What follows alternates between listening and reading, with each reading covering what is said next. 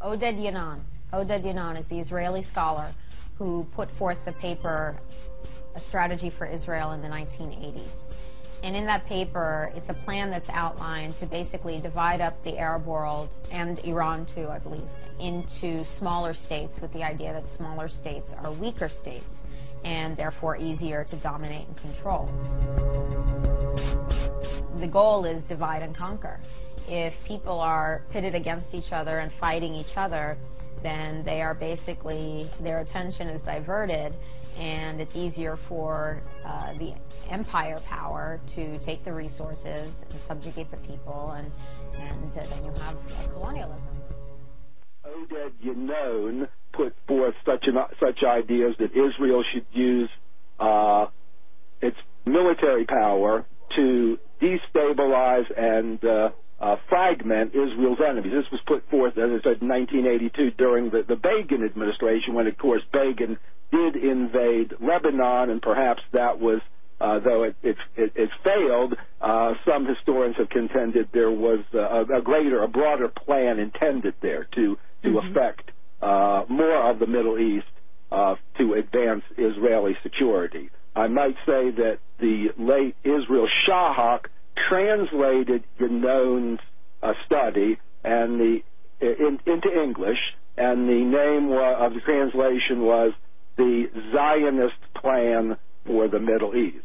Now, after 1996, the neoconservatives started to emphasize that the threat wasn't simply to Israel, but it was a threat to the United States, that there was a terrorist threat from the Islamic and Arab countries and groups in the Middle East, that the United States had to do something about it. The fundamental threat, they emphasized, came from Saddam Hussein in Iraq. Just want to point out that in both Yanon and Study and A Clean Break, there was an emphasis on attacking Iraq first, that Iraq was a key, let's say, a geostrategic location for Israel to destabilize all of its enemies in the Middle East.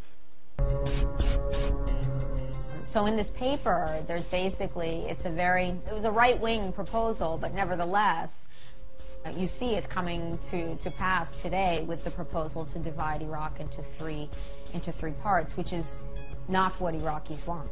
The majority of Iraqis want the occupation to end. They want the restoration of Iraq. Eastern Libya was where the Libyan Revolution began. The first protests on February 17th occurred here, the NTC was formed here, and it was the mission to protect Eastern Libyan civilians from Gaddafi's forces that gave the UN and NATO their justification for military intervention. This also happens to be where the majority of Libya's oil production takes place. Libya was divided into 3 provinces in the post-independence era, with the eastern province, known as Cyrenaica, hosting the country's economic capital in Benghazi. There remains a lot of nostalgia in the east that makes a return to that early system seem appealing.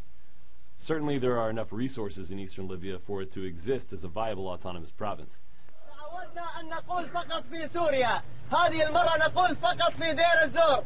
عجز العالم، عجزت تركيا، عجز المسلمون، عجز العرب عن تحقيق منطقة عازلة لإيواء السوريين. فتم بحمد الله على يد المجاهدين من أبناء المنطقة كتائب لواء جعفر الطيار بتشكيل منطقة عازلة خاصة بهم.